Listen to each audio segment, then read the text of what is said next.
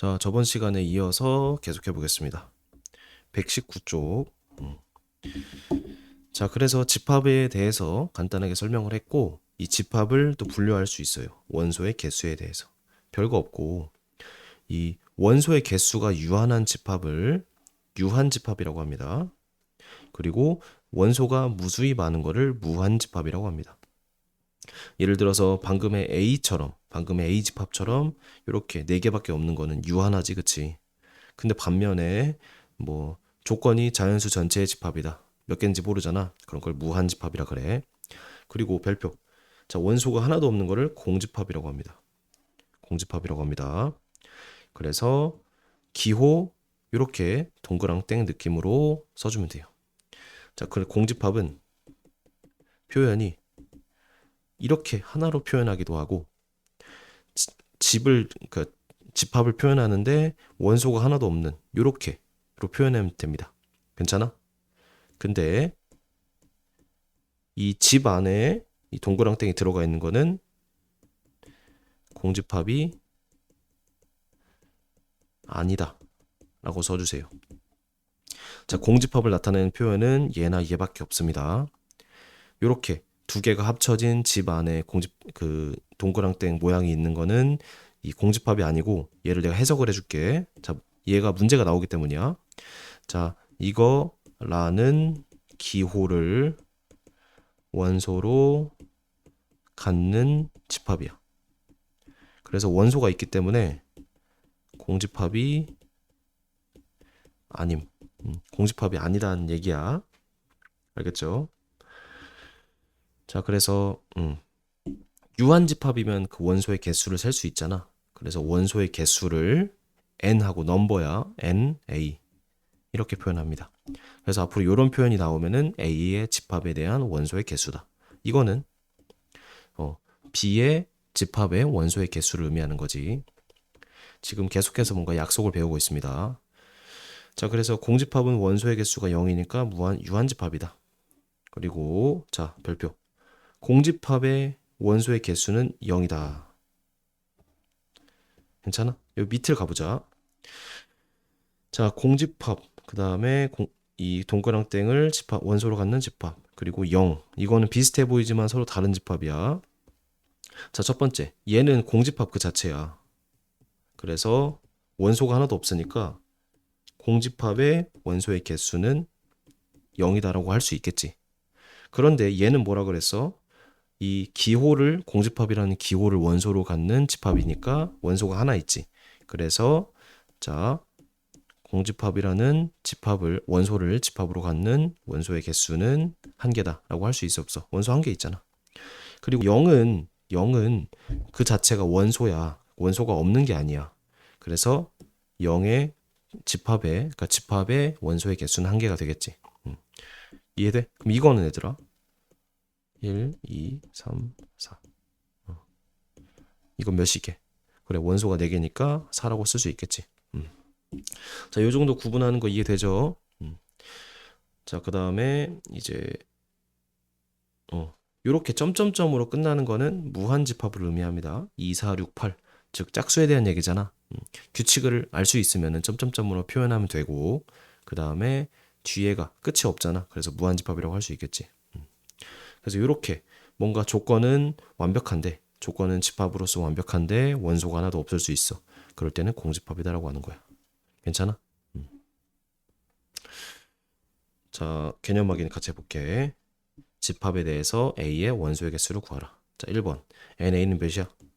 그래, 3이겠지. 자, 2번 NA는 자, 절대값이 1인 정수의 개수는 풀마 2개가 있으니까 2라고 할 수 있겠지. 여기서 집합을 표현해보자. 자, 조건제 집합으로 나타냈으니까 원소 나열법으로 하면은 1, 마이너스 1 이렇게 되겠지. 세 번째. 자, 세 번째 집합 한번 표현해봐. 원소 나열법으로.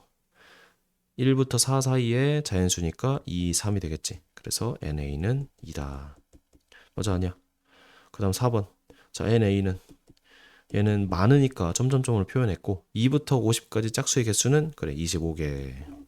괜찮지, 그치? 자, 쭉쭉 넘어가서 이제 121쪽에 5번. 자, 5번에 1번. 집합 A가 있고 B가 있어. 이제 집합이 두 개 나왔네. 다음 집합을 원소 나열법으로 나타내시오. 자, 1번 C가 야 복잡하다. 요거를 좀 해석을 해보자. 앞으로 집합은 수학적 언어거든. 그래서 얘는 해석이 필요. 자, 시험에서 집합 문제가 나오면은 그 자체가 어려운 건 아니야. 그런데 그 문제가 무슨 뜻을 가지고 있는지 해석을 하는 것이 중요해. 그래서 해석을 천천히 해볼게. 1번. 자, C라는 집합은 대문자니까 집합이네. A 더하기 B야. 이 바가 들어갔으니까 무슨 법이야, 이거? 그래, 조건제시법이지. 조건제시법인데 A 더하기 B가 원소인 거야. C의 원소. C의 원소를 A 더하기 B로 표현할 건데 그 조건이 있어. A에 대한 조건은 A가 A에 속하고 B는 B에 속한다 이 얘기야. 자, 다시 말하면 C라는 거는 집합 C라는 거는 원소를 A 더하기 B를 가지는데 A는 여기서 가져오고 B는 여기서 가져온다 이 얘기지. 괜찮아? 이런 느낌이야. 두 개를 더 할 건데 여기서 하나 꺼내고 여기서 하나 꺼내면 돼. 이렇게 꺼내면 되겠지. 자, 1 꺼내고 3 꺼내면 4가 되겠지. 그리고 1 꺼내고 4 꺼내면은 5가 되겠지. 그리고 2 꺼내고 3 꺼내면 5가 되는데 한번 썼으니까 쓰지 말고 중복해서 쓰면 안 돼. 그다음에 2 꺼내고 4 꺼내면은 6이 되겠지. 그래서 이렇게 내면 끝난다. 자, 뭐 해설에서는 표를 그렸는데 표를 그려도 되고 안 그려도 되고. 자, 그럼 2번 너희가 한번 해봐. 자, 해보자. A 동그라미 곱하기 B. 요거는 문제에서 새로 나온 거야, 알겠지? 문제마다 이렇게 약속을 할 수 있어. 어떤 연산에 대해서. 자, 그 집합은 뭔지 모르겠어. X야. 근데 그 X에 대한 조건이 X가 A 곱하기 B인데 A는 A, B는 B야. 즉 위에랑 비슷하다, 그치? A에서 하나 꺼내고 B에서 하나 꺼낸 다음에 곱하라는 얘기지. 천천히 써보자. 3, 1 곱하기 3, 1 곱하기 4, 4, 2 곱하기 3, 6, 2 곱하기 4, 2 곱하기 3, 6, 2 곱하기 4, 8 이렇게 4개 나와버리네. 이해되는데? 괜찮지? 좋아.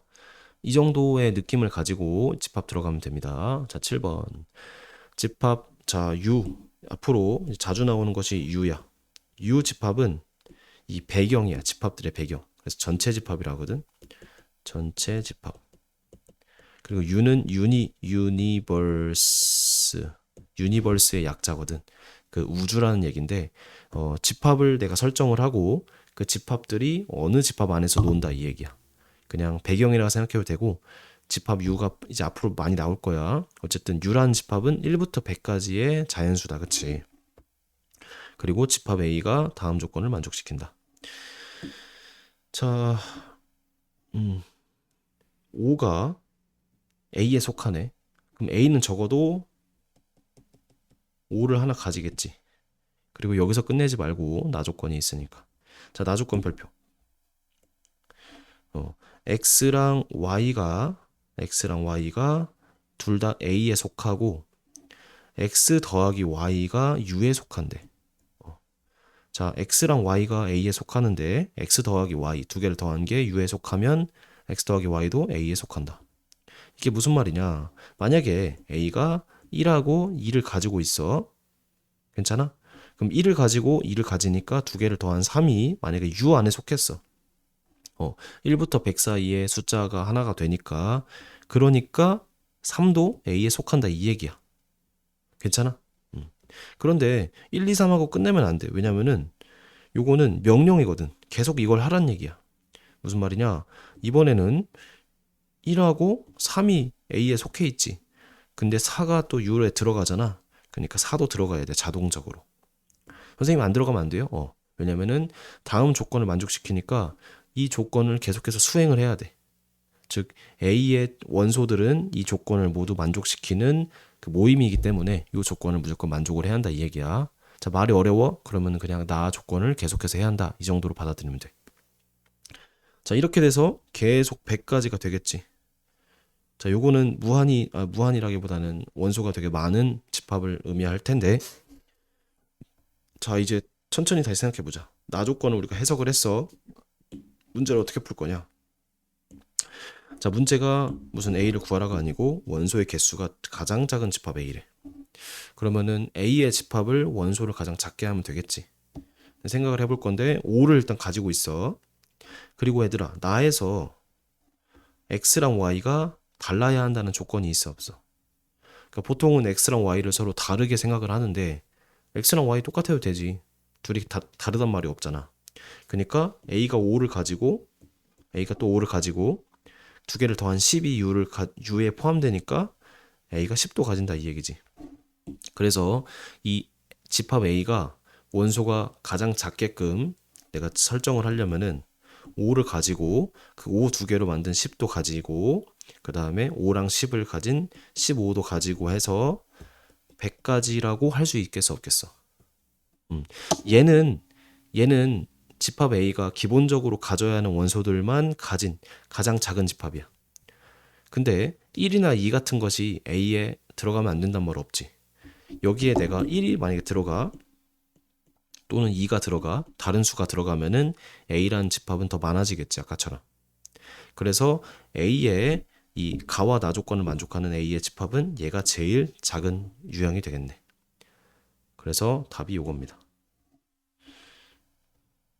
그래서 이렇게 답이 되고 지금 이 7번이 좀 어려울 수 있어. 요 문제 자체를 해석하는 게 되게 중요하다고 얘기를 했잖아. 집합이라는 것을 약속을 배우고 그 약속을 이제 문제에 녹여내는 게 이런 과정이거든. 그래서 7번 같은 거는 이제 잠깐 멈추고 다시 한번 풀어보고 그래도 이제 질문이 있으면은 수업 시간에 가져오면 좋을 것 같아요. 그래서 이 집합이 이 약속 자체는 쉽지만 문제 자체는 쉽지 않을 수 있다. 잘 기억하면 되고 7번에 이어서 8번도 한번 집에서 한번 풀어보면 좋을 것 같습니다. 그리고 좀만 더 할게요. 9번, 10번. 자, 9번. 무한집합. 무한집합은 원소의 개수를 셀 수 없을 때.